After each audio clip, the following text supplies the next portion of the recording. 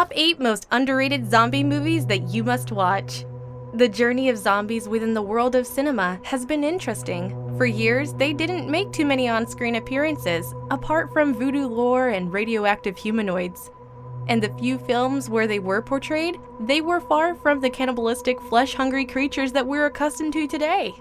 Zombies were first extensively used in Western cinema after being introduced by George Romero. He pioneered the trope as we know and love today. Unfortunately, although they have been around for over 5 decades as a prominent subgenre within the horror category, they are still immensely underrated and overshadowed by other tropes. This video will shed light on some of the underrated zombie movies that any film buff must watch. Before we go into our list, we have a very small request. If you like our content, please support us by subscribing to our channel. This is a small click from you, but it means a lot to us. Thank you. Let's begin.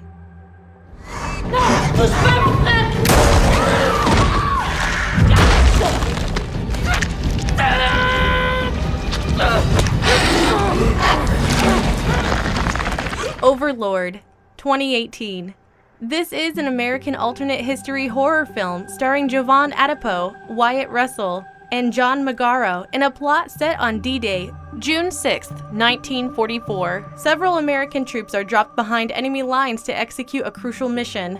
Amidst the intense enemy fire, planes are shot down, killing most of the soldiers on crashing, and the remaining being killed by the Nazis. Private Ed Boyce fortunately survives the crash and finds a group of people including Corporal Ford, an Italian soldier, a veteran who is an expert in bombs and explosives, a rogue sniper, a war photographer, and Private Dawson. After they witness one of their superiors being killed by a Nazi, Corporal Ford leads the group into town so they can complete their mission. On their journey, they encounter shocking secret Nazi experiments. Usually, the first thing viewers appreciate about a war movie is the intense cinematography. This movie kept up that front with its brilliant visual effects. It also had quite a bit of delightful gore and a brilliant cast.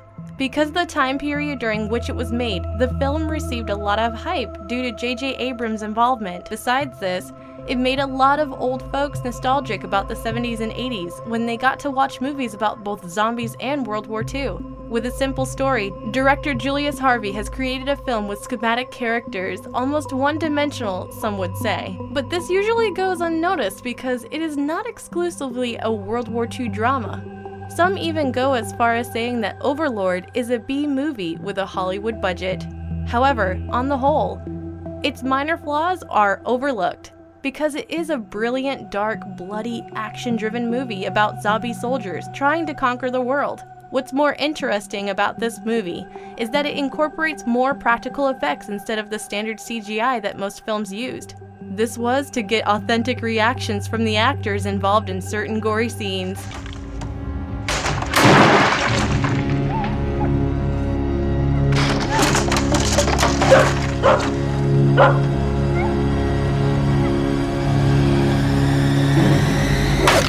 Night of the Creeps, 1986. Most zombie fans watched this movie after seeing its name and weren't disappointed. Night of the Creeps is a 1986 sci-fi horror comedy by Fred Decker in his feature debut. Its plot revolves around an alien experiment that crashes onto Earth in 1959 and infects a member of a fraternity. Although the body is frozen, it is uncovered years later when two geeks, pledged to the same fraternity, thaw the corpse by accident. This leads to the entire university campus being infected by parasites.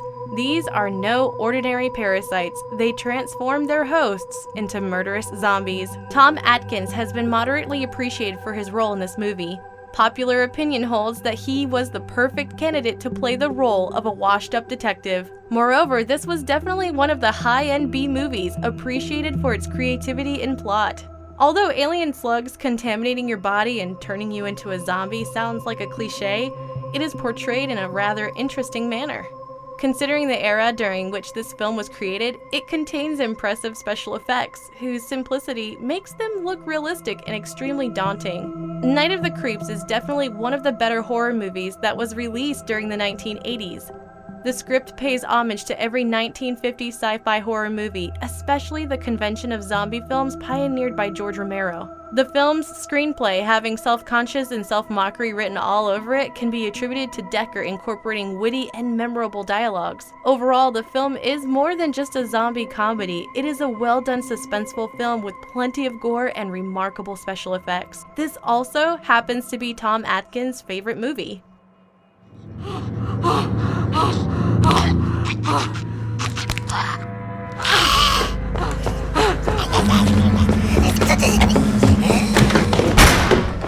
The Girl with All the Gifts, 2016. This 21st century British post-apocalyptic sci-fi horror film is based on the 2014 novel of the same name.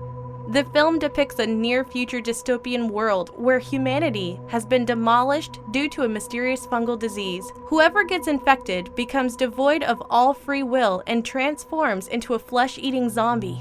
Their only hope is a group of hybrid children who also feed on human flesh but still possess their ability to make choices. They go to school in an army base where they are forced to undergo cruel experiments by Dr. Caroline Caldwell.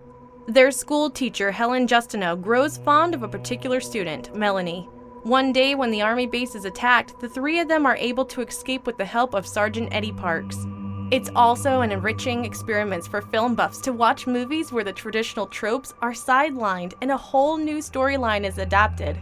The Girl with All the Gifts being such a movie began with what the viewers expected to be a conventional trope, but continued on to leave the viewers baffled with its plot progression towards the end. It also contains an excellent performing cast with some of the most imaginative direction ever seen. It very promptly keeps in the mind the importance of any film's opening sequence and how it sets the tone for the viewers for the entire movie. Also, it was a refreshing change from all the gore and violence portrayed in usual zombie films. Did you know actress Glenn Close's, who played Caroline Caldwell, sister-in-law Deb Close, is a huge fan of zombie films and has always wanted to star in one. If you are a die-hard zombie fan, this movie is definitely worth a watch.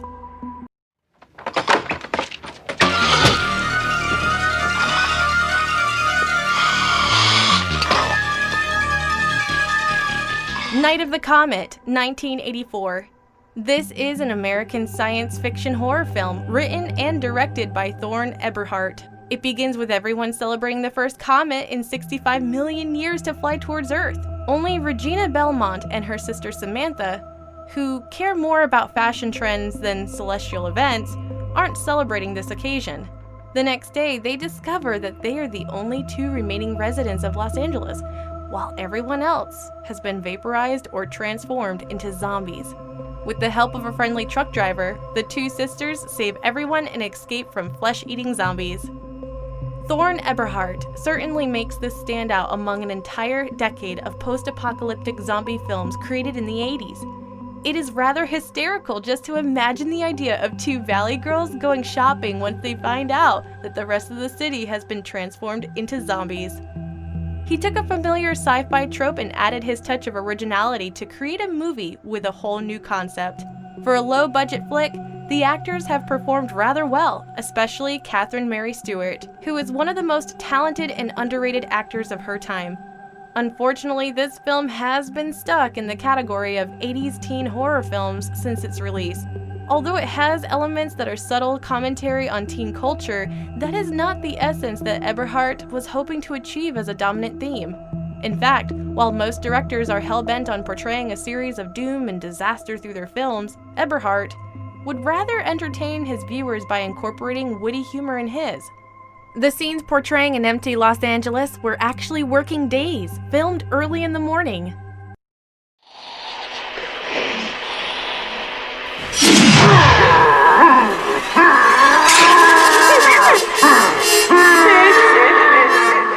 The Video Dead, 1987. The Video Dead is a 1987 zombie horror comedy film directed by Robert Scott. The plot explores writer Henry Jordan receiving a mysterious TV set that is a gateway through which undead creatures enter the living world. After they kill Henry, the house is sold to a teenager, Zoe Blair's family. She and her brother Jeff visit the house to clean it while their parents are traveling. When they find the TV in the basement, Jeff takes it to his room and immediately a stranger named Joshua Daniels knocks on their door. He explains to them that the TV had been delivered to their address accidentally instead of the Department of Occult Warfare. Jeff refuses to believe him initially, but later learns the frightening truth about the TV set. This film is a prime example of 1980s B-movie glory and will be thoroughly enjoyed by zombie fans. It contains a handful of suspense and some over-the-top moments. It's got the whole package. Decent zombie makeup effects, gore, a thrilling edge-of-the-seat story, a nostalgic 80s synthesizer music. Robert Scott also received credit for his non-traditional portrayal of zombies that don't eat flesh, but rather kill for the thrill, which put an entirely new spin on the zombie myth. Additionally, this movie can only be enjoyed to its maximum potential if viewers are able to find the comedic undertone, because no B-movie ever got famous by taking itself seriously. Interestingly, a sequence for this film was in the works but was never officially made. All right, let's just clear space. Danny, get everybody out of here. Back it up, please, please.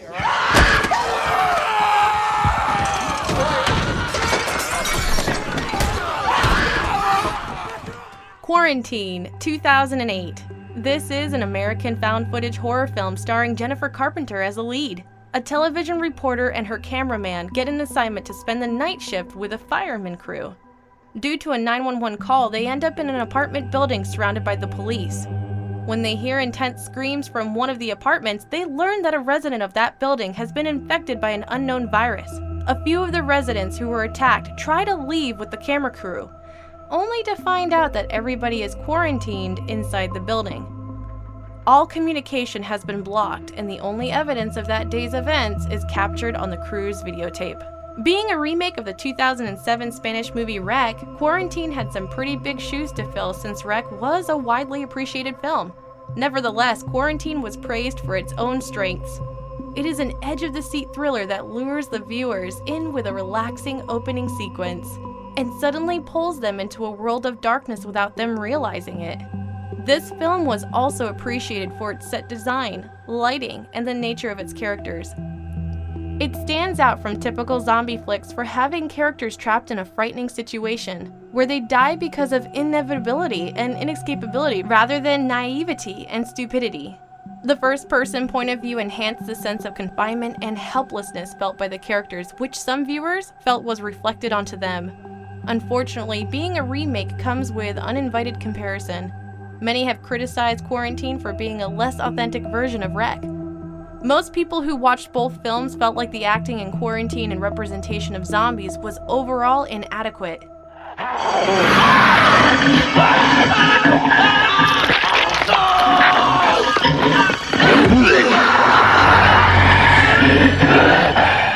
Dead Alive, Brain Dead, 1992. This 1992 New Zealand slapstick zombie comedy horror film directed by Peter Jackson stars Timothy Balm as Lionel, an ill-treated man who still lives with his mom, Vera, in Wellington, New Zealand. He finds his soulmate in Paquita, a kind clerk at a grocery store. Things take a turn for the worse when Lionel's mom is bitten by a Sumatran rat monkey of Skull Island during their visit to the local zoo. Vera undergoes a massive transition, which turns her into a flesh-eating undead creature. The situation deteriorates further when there is an increase in dead bodies and a larger number of flesh-eating zombies in Lionel's basement. It is now up to Lionel to save his decomposing mother and win Paquita's heart. Dead Alive, also known as Brain Dead in New Zealand and several other countries, is a visual extravaganza of visceral, quirky, violent, gory sequences. Its fast-paced and witty attributes make it one of the most groundbreaking zombie films. Timothy Balm's outstanding performance and comedic timing proved what an underrated actor he is. Peter Jackson, much before the Lord of the Rings trilogy, took a simple overused premise and turned it into nothing short of a masterpiece among the zombie genre. He also added a Freudian spin to the story with the damaged mother-son relationship, which only makes the protagonist Lionel's evolution from mama's boy to savior give the film a more concrete foundation. When Dead Alive was initially released as Brain Dead in New Zealand in 1992, it made more per-screen earnings than Batman Returns.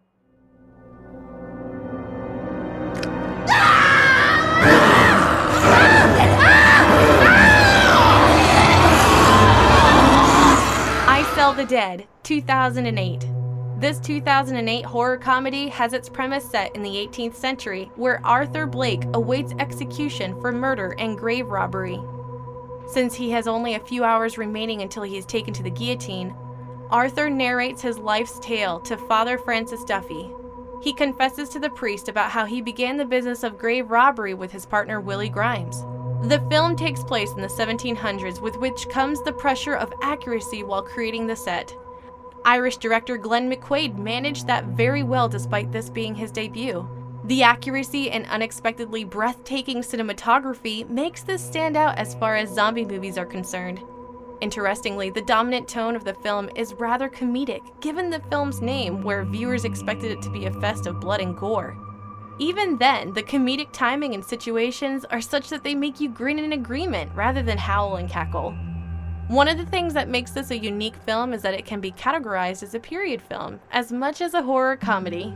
This is all the time we had for today's episode. We hope you guys liked it. It would be awesome if you guys can take some time to subscribe to our channel. And don't forget to tell us which topic you want us to cover in the comment section. Have a fantastic day ahead and stay safe.